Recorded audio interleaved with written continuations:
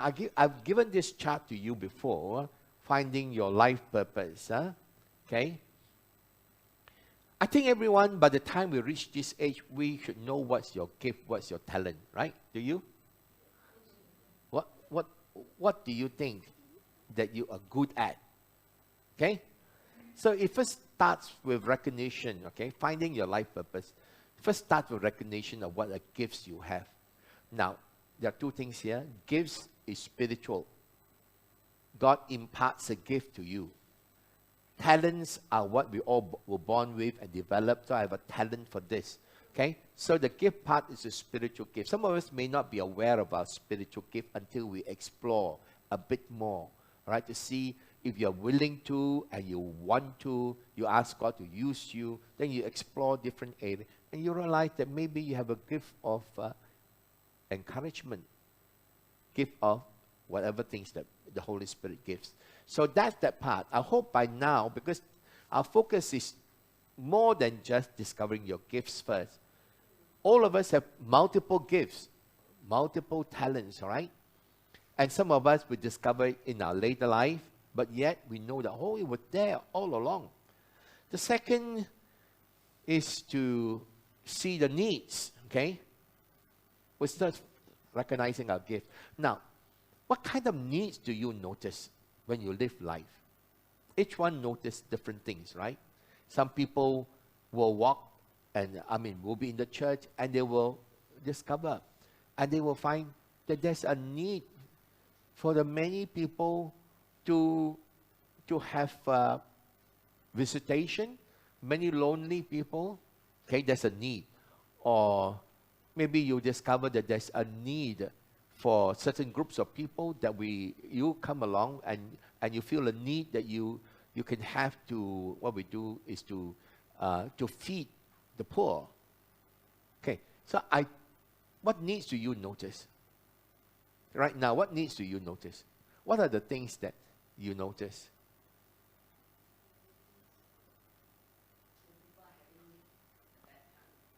You notice people feeling low and okay? And you think you have a gift and a talent that can meet that needs?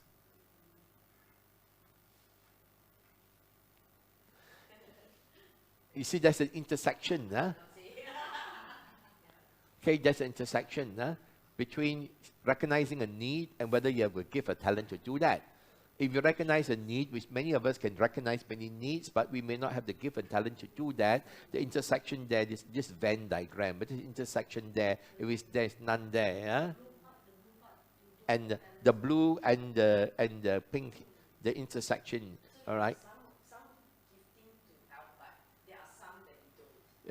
So far, yeah. There will be many needs we recognize, but some of them I don't have the gift to do that, all right? Yeah. So we're helping to sort of sort out. I want you all to go back and think, this is not an exercise for one Sunday alone.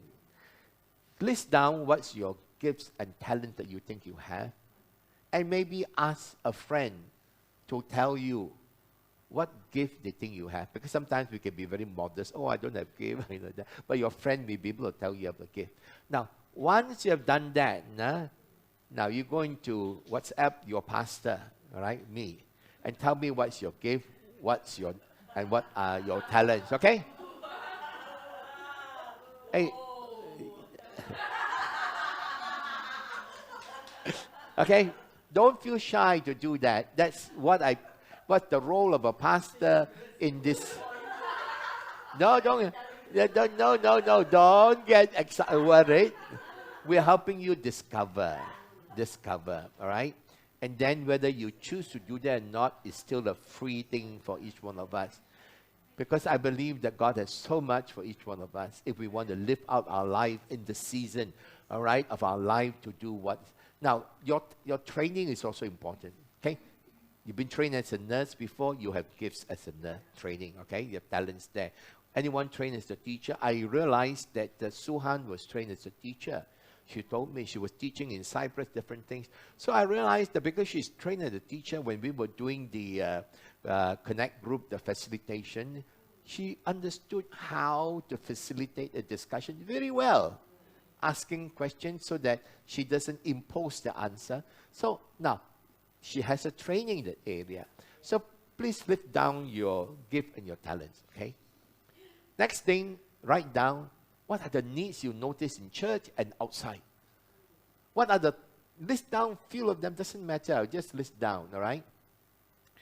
The next thing is the next thing here is to help us discover what is our passion. You see there's an intersection right in the middle, that little thing there.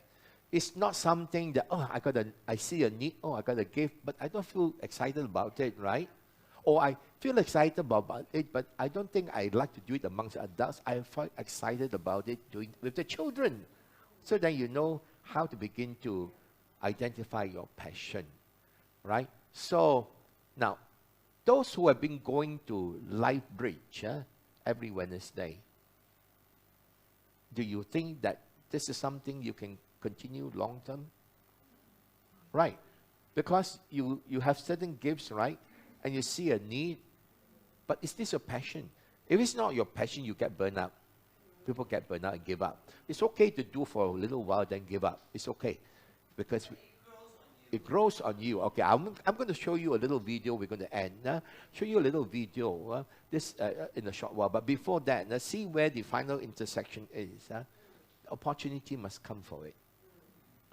And so when the opportunity comes for it, that is your life purpose for the season. Right? So, and the role of the pastor, Christina, is to show you the opportunities. Then you choose, right? But the key thing is the passion. How do we get the passion for something? So I want you to watch with me this life story of Charles Dickens. The reigniting of his passion. He already knew his gift, but something stirred him up, okay? Charles Dickens is very famous, all right? So we're going to look at how he rediscovered his passion.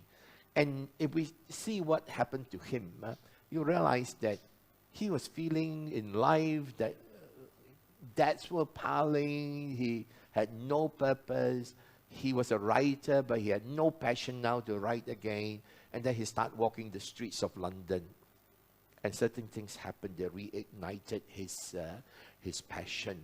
And his writing begins to be redirected towards certain area. That's why when Stella mentioned that when you start doing it, then it grows on you.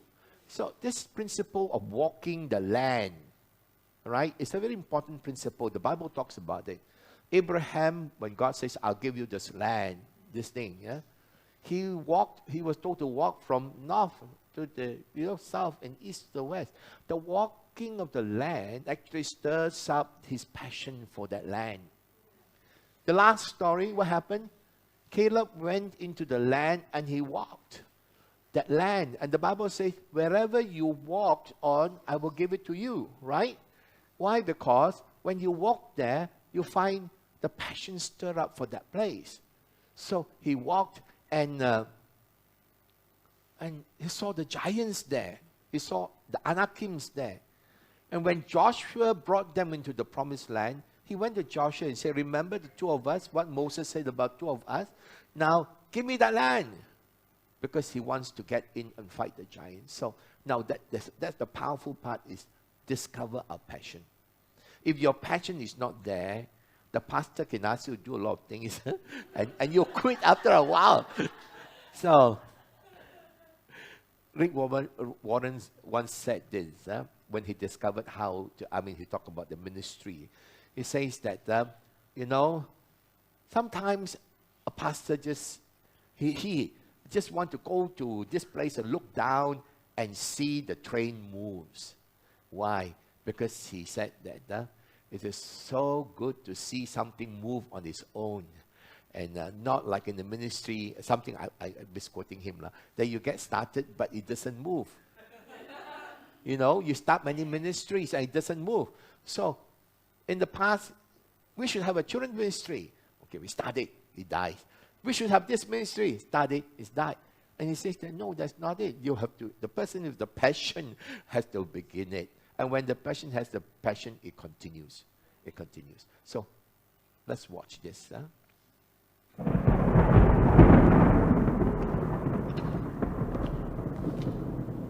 Autumn of 1843 was a dark time for me. I was a young author, and until that year, quite successful. But my last work was not doing well. Advances on royalties were cut back drastically, and I suddenly found myself faced with questions of how to meet my financial obligations. My mind was so haunted by these problems that in place of sleep I took to walking the black streets of London long after most sober people had gone to bed. On occasion, these walks brought me face to face with a time from my childhood, when I worked day after day in a factory while my father was in a debtor's prison. Now I was faced with the very real possibility that those days from my past could suddenly become the future for my own family. This was horrifying to me.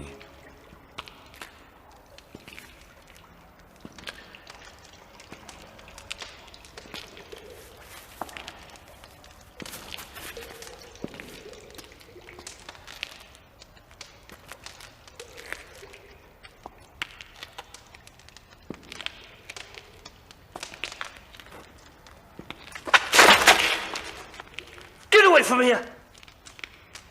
What are you doing round here? I don't know. We're not doing anybody any harm. Do you live in this street? Just leave us alone. Certainly I will. I was sure I saw two children run from the street down this alley. They were alone. You must have seen them.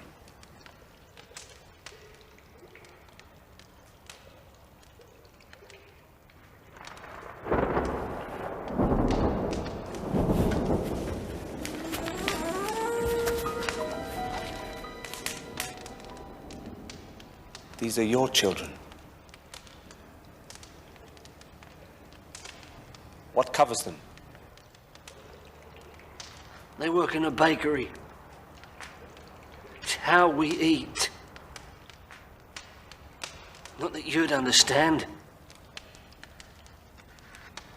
Now please, just go away.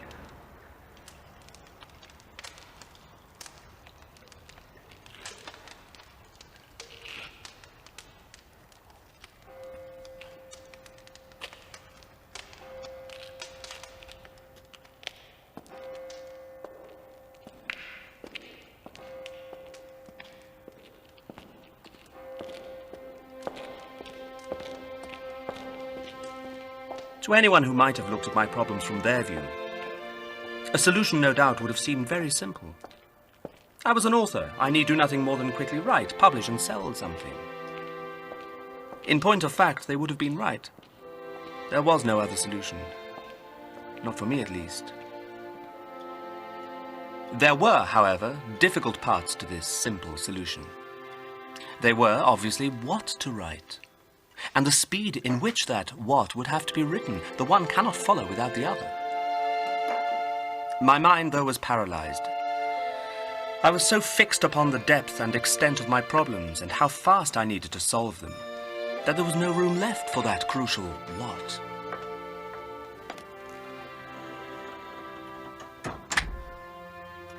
He's still not moved, Mum. When I went in this morning with his breakfast, he was sitting in just the same way, only he was sleeping. Now he's awake, but he's not moved a fraction.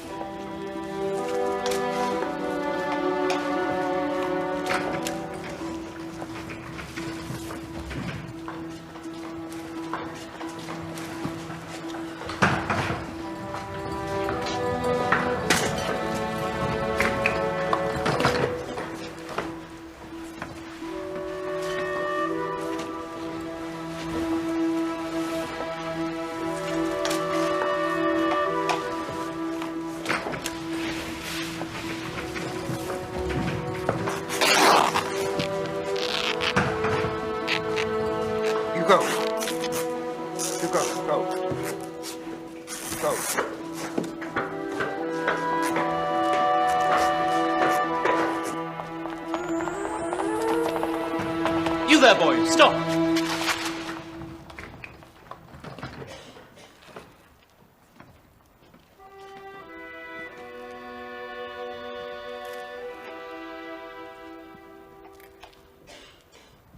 Do you know me, sir?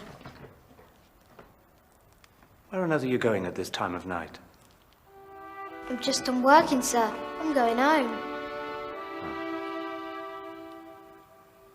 Your father has no job of his own, then, I take it? Oh, yes, sir. He has a job. My mum, too. It's just not enough, that's all. Can I go now, sir? Yes. But tell me one thing first. Who'd you work for? For people like you, sir.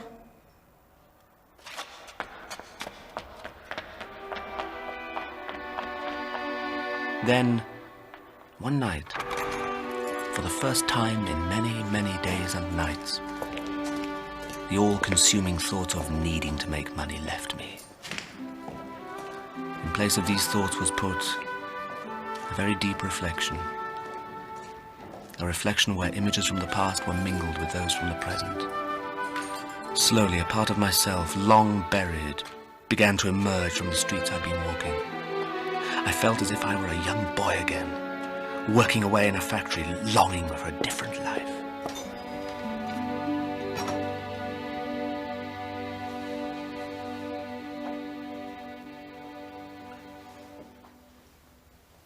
You all right, Mum? Yes, I'm fine. I've been here for quite some time. But why, Mum? I woke up in the night and I heard him crying. And when I reached the door to go into him, he was suddenly laughing. It went on like that all night. And in between the crying and the laughing, he talks to himself. God bless him, Mum. He must be at his wit's end. No. I think he's finally writing. You see? Perhaps it's best if I not go in right now.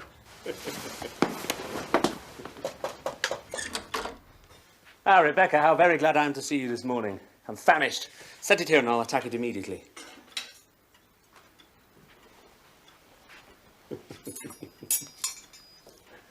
Good to see you in better spirits, sir.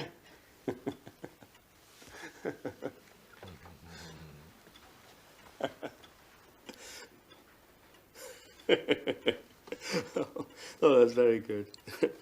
That's very good indeed, even though I do say so myself. Very good. I spent many more nights in the streets, but not as a man haunted by financial doom. These nights were filled with adventure, with great bursts of imagination. They were filled with the discovery of unforgettable characters and their amazing experiences. These nights brought about in my mind the creation of the entire story. When I finally put myself to writing, I was completely consumed. I hated to leave my writing table, even for a few hours of forced sleep. Day by day, the manuscript grew, not just towards completion, but towards what I felt was a renewal of my life. The story had become a reflection of what I hoped and envisioned my own life could be. In the simplest of words, it changed me.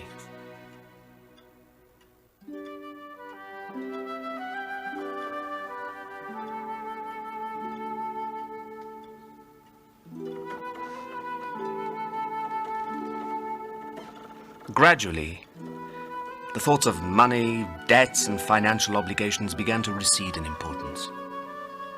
They became much more centered on how the book could be published and sold, so that even those of very modest means could afford it. I was determined that this little story, and the change it brought in my life, be shared with everyone.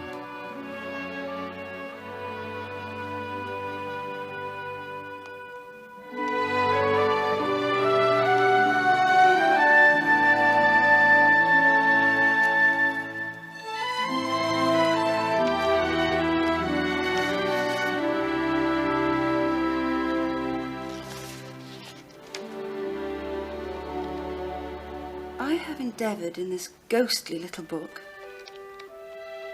to raise the ghost of an idea which shall not put my readers out of humour with themselves, with each other, with the season, or with me.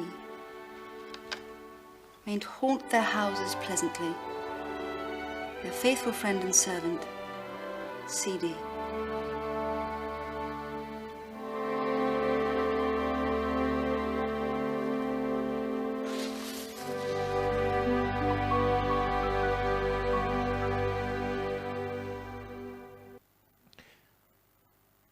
During the COVID and beyond the COVID time, honestly, I felt like I've lost passion for the church.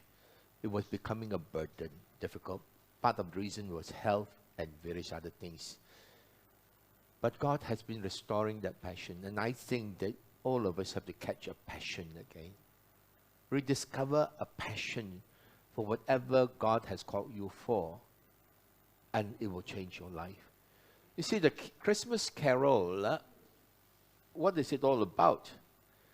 So Charles Dickens' A Christmas Carol is a timeless story. How many of you have seen this movie or read the book?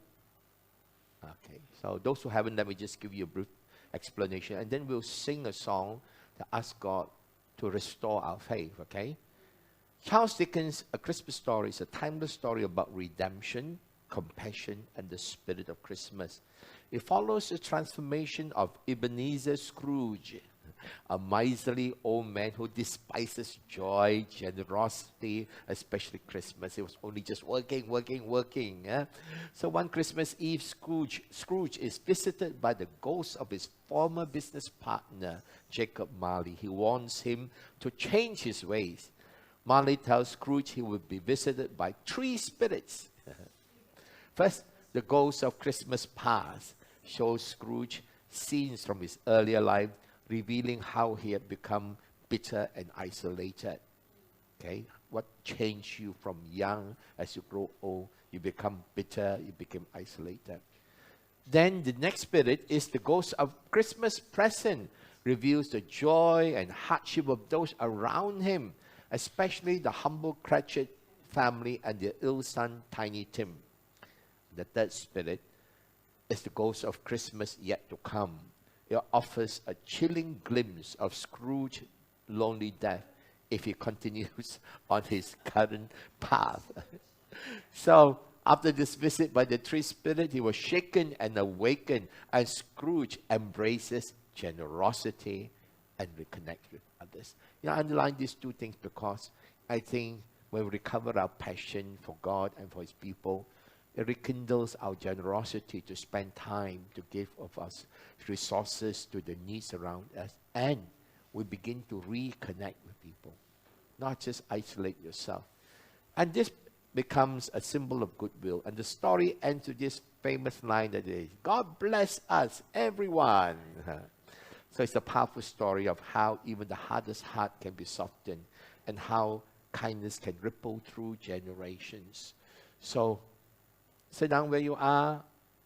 Let's listen to this hymn, and if you know it, this song, sing along, and then we'll end, all right?